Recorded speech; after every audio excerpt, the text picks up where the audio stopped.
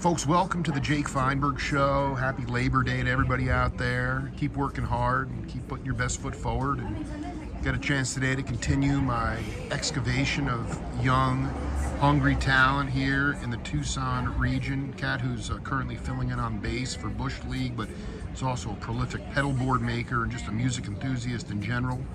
Dylan Goode, welcome to the Jake Feinberg Show. Thank you, Jake. I really am happy to be here. I feel honored for you to ask me to be here too. Very humbling experience, and I can't wait to talk about whatever we got to talk about. It's my honor, my friend. Thank you. And happy Labor Day. When you recently picked up the bass only a couple years ago. Yeah. Can you talk about how playing by ear, when you're playing in sort of a jam setting, especially if it's even if it's not a cover song, are you listening to the first sound that you hear? Talk about how you're able to keep the groove when you're not reading charts per se. That's a great question. You know, it all starts for me with the drummer. My favorite instrument, even though I play the bass, is the drums. Yeah. I like to listen to the kick and the snare the most, and that's where I start. And once I find that one, I listen to whatever the guitarist is doing. What I love to hear is that little like funky rhythm stuff, and just listening for the cha chicka cha chicka cha chicka cha with the boom with the cha boom with the cha. And then after that, I find my bass line. Usually it'll be somewhere around the boom, hold it, cha cha. You just hold it the whole time. And something that the great Tim LaFave says. Yeah. And I'm not quoting verbatim, but it's along the lines. Paraphrase, yeah. Yeah. It's along the lines of set the expectation, catch their attention, then blow them away. And I think that's the best advice I've ever heard for bass playing is just hold it down. Let other people shine. Let other people know what's going on. And then when they least expect it, give them some kind of fill. Give them a little pop. Even if it's the smallest little nuance in the rhythm, people can feel that because that's not what they're locking onto. That's what they're trying to feel. You know, it's fascinating. You talk about just sort of picking up the bass. A guy who I still haven't gotten to, and I've sort of resigned to the fact that I'm not going to necessarily interview him because he's really deaf, is Phil Lesh now, who I love. And as I, you know, the certain period of time that I listened to with the Grateful Dead, the early 80s, it's a really kind of dark and interesting experience. Their musicianship is at a very high level. They weren't kind of skiffling along the way they were back in the 60s, and you know, the 70s was beautiful. But this is raw, and Phil has this ability to float around the one. He hates the downbeat. He doesn't want backbeat. And Billy obviously was incredible with him just sort of flowing like that. But do you have the opportunity, or have you, are you just getting excited about the idea of losing the one as the bass player? And then really being able to go out and play melodically within the tune without letting it get too sloppy? Or are you feel like you're more of a pocket player still? And that would be understandable considering you're kind of relatively new to the instrument. That's a great question, and I'm so glad you brought up Phil Lesh too. Yeah, I mean, he's a really. I'm glad that we're talking. He's the oldest member of the Dead. He's still here, and you know, people were very hard on him because, I mean, not that it mattered, but a lot of people they thought John Kahn from the Garcia Band was the real deal bass player, and John is in my heart too, but in terms of like that moving the music in a jam scene, I think the hardest thing is to move the groove. A lot of stuff just gets very stagnant. Yeah. So that's my question: is how do you float around the one, or are you just more comfortable sort of locking in? You know, that's a great. The way that I think about it when it comes to floating around the one is half the time it's not even intentional. Half the time I find myself, the same way that Phil did, getting lost in the tune, finding myself getting lost in the melodies, Right. to the point where you're off somewhere way high up on the neck, where the dusty end of the region, some bases would call that, right? And you're doing something really cool, and then all of a sudden you hear Billy do some kind of signal, some kind of fill, and he comes right back into it. And that's what I think is just so wonderful about Phil's playing. The first song I ever learned how to play was Fire on the Mountain, and all I would listen to over and over again was, yeah, he had that bass line, the dun dun dun dun dun dun dun. But once they went off into the jams, he started to swim everywhere up and down the neck.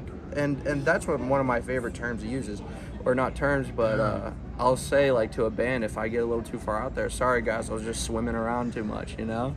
Well, I love this stuff. So I mean, even in jam bands, I mean, Billy was also a very elastic player, and actually, I think after a while they got really good as a collective unit of losing the one, and then coming back in and coming back into the same time, which is just the most cathartic thing in music.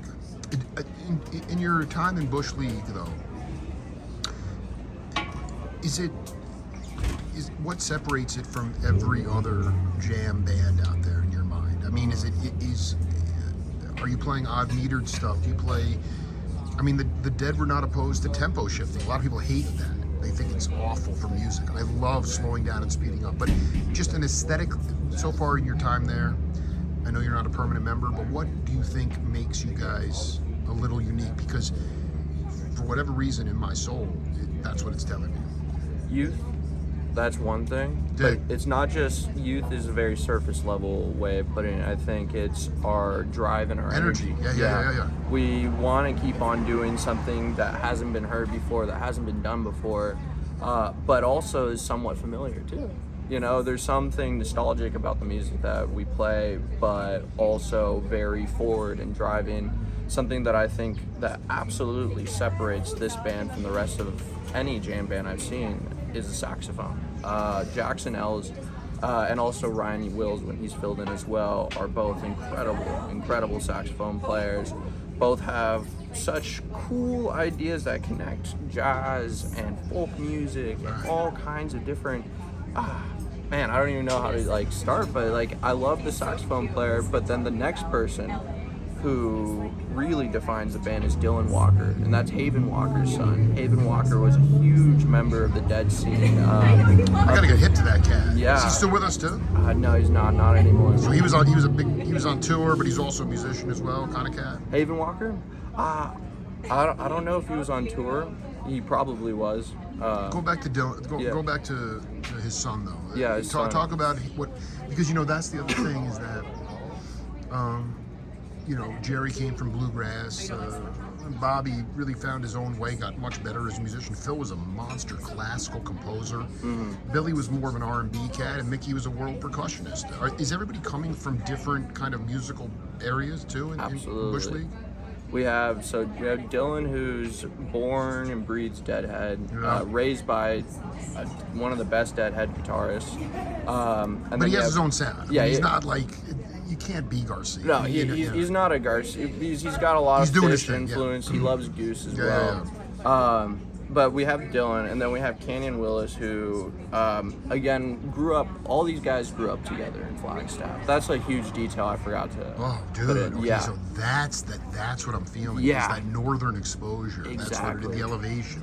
They all grew up together in Flagstaff. We have Canyon, who he's such a character, and his character comes out in his guitar playing. He loves to interact with the audience, even if it's just a little eye thing. I love it. And then, my God, I'm gonna throw him off the stage. Oh yeah. Oh my God. He's just a character. And then we have Liam, who's just picking up the bass, but incredible jazz guitarist. I can just tell the dude is sublime. He is. Insane. He is. And he's able to hold down a groove. He does exactly what I was saying earlier of repeat, blow him away.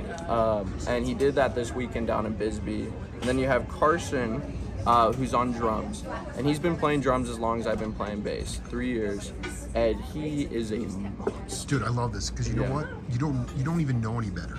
You're so young. Like it's actually better that you haven't had all the theory and the knowledge pushed into you. You're just sort of playing by feel. Yeah, and for me, the biggest thing with my old band was that since a lot of them, they were classically trained, the first year of me playing was getting the theory hammered in. Right. But to me, it's not that I look at it as like, oh, I'm going to be playing like the 1 or I'm going to be playing the 2-4-5 or whatever. Yeah. I'm looking at patterns, I'm looking at shapes.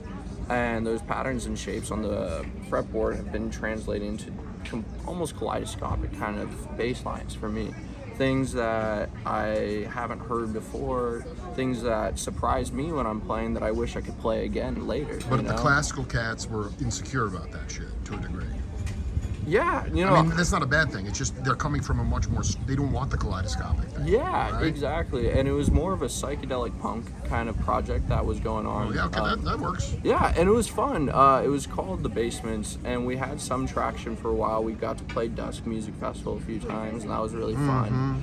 We did 2 tours, which was great too. But then we moved up to Phoenix. Other guys in the band got more serious about their professional careers outside of music. And at the same time, I was looking for something more consistent where we're gigging 3 to 4 times a month, consistently practicing, continuing music. Yeah. And so that's when we went our different ways. I moved back down to Tucson because I felt like the scene down here in Tucson is a lot more, I don't know, you can get yourself out there a lot easier, and it's a lot more supportive. It's a lot more centralized. You can ride your bike to almost every gig, which is crazy. Dylan, let me ask you a question. Yeah. You're talking about commitment, you know, and I think being able to sing for your supper, and I think sometimes people that get into the more professional bag with music, they take gigs that they don't necessarily like, but they pay well.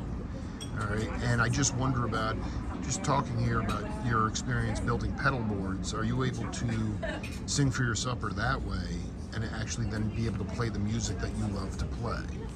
That's been a constant struggle. Yeah. Any artist, that's going to be the deal.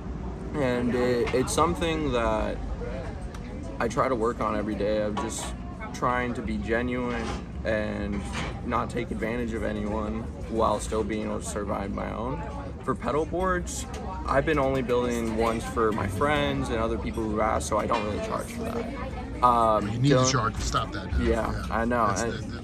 If you're building something that sophisticated. Anyway, go ahead. Yeah. And Dylan Walker, who's also extremely knowledgeable, wants to start a business with me doing pedal board building, especially since we just built my new bass together, and that was awesome. God, what is it, Lembic or something? I call it my Kirkland Alembic. Yeah, I did. Yeah, and but so you wanted to, you know, that's in general though. Are you? Can you just talk about the idea of not wanting to rip anybody off, but also playing the music that you want to play? I just see a lot of cats that go through life. I don't care if they're in a symphonic orchestra or they're in a band, and you know and maybe it pays well, and that's important, but their soul gets sucked away and their individuality gets sucked away because it's not what they really want to do. And I realize that you can't have it both ways. So just talk about where you need to grow the most in order to keep the flow going in your creative existence and stay true to yourself. I think what the most important thing that I focused on was finding my income or my source of income to be something that's flexible around where if I need to leave for a week or so for gigs, they'd be okay with that and I wouldn't lose the job. So in the past 3 years, I've gone through, I think, like 4 or 5 different jobs until I finally landed one that I feel really comfortable at. What is this music store about? I've never even heard of this. Stageworks Pro Sound and Lighting. They've only been a brick and mortar store for about a year and a half. Okay, that makes sense because It's they've only only a year and a half of a brick and mortar store, but the business has been around for about 11 years. They do pro installations for PA systems, lighting systems for a lot of churches, schools. They did St. Mark's Square for a little bit too. Sick. And so now Marcelo, who's the owner of that store, he wanted to have a music shop. And they were finally in a space where they could open one. And the opportunity came by when I was looking for a job that they needed someone to be in the store to start selling instruments, who knows about the instruments and could really talk to people, but help people with it. And it's run by Marcelo and his wife, and it's awesome.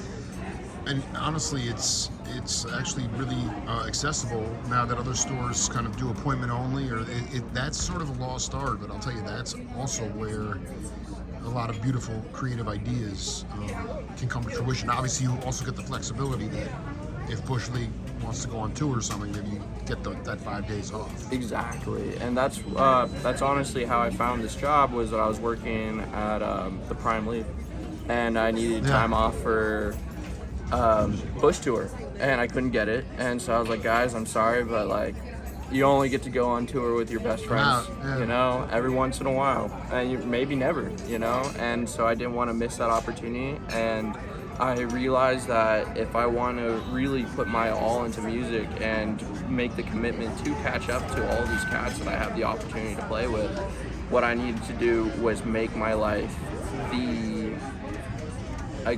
easiest to practice the most. So I wake up in the morning, I get time to practice. I go to work from 1 to 4. I go, and even at work, if nothing's happening, I got all these bases on the wall I can practice with. And I go home, and usually there's someone who wants to jam, and that's a lot of fun. Summertime has been pretty slow because everyone likes to bounce around, move, and stuff like that.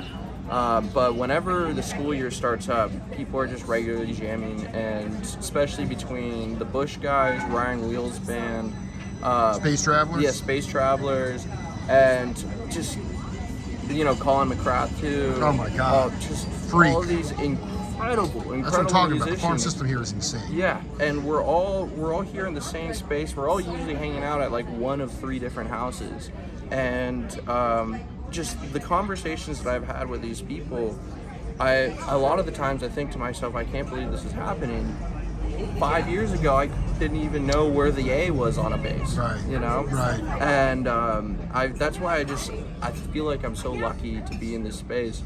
And at the same time, I know it's not just luck. I know it's a lot of practice, a lot of making sacrifices where, I didn't imagine at 24 for myself to be living still in the college area and stuff like that. But then what I realized is that I don't care where I'm living as long as I can be making music with the people I want to be making music with.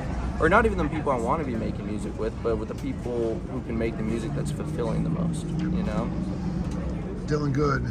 Yes, sir. Branch Rickey said, the old great manager, baseball manager, said, luck is the residue of design. So part of it's timing, but also a lot of it is just sort of putting yourself in a vulnerable position, pushing yourself out of your comfort zone, but then ultimately, finding the people that you mesh with, and in this case, it's music.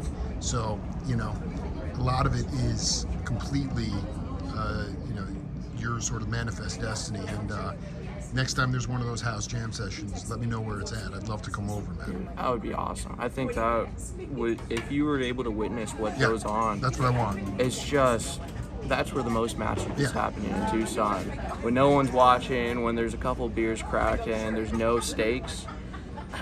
We're all just floating then. I got goosebumps thinking about it. It's just so good. And the conversations that we all have are so beyond surface level. Everyone's so interested in how we can find our happiness, how we can live to our fullest without harming as little people as possible. I think as we wrap up, I just want to say, as much as possible, be present and in the moment, and don't look too far ahead, because you can change things in your world in an instant, and that's what I try to do on my show. So, Dylan Goode, we'll do it again, man. Thanks for taking the time. Thank you. I really appreciate you, man. It's the Jake Feinberg Show. See you later.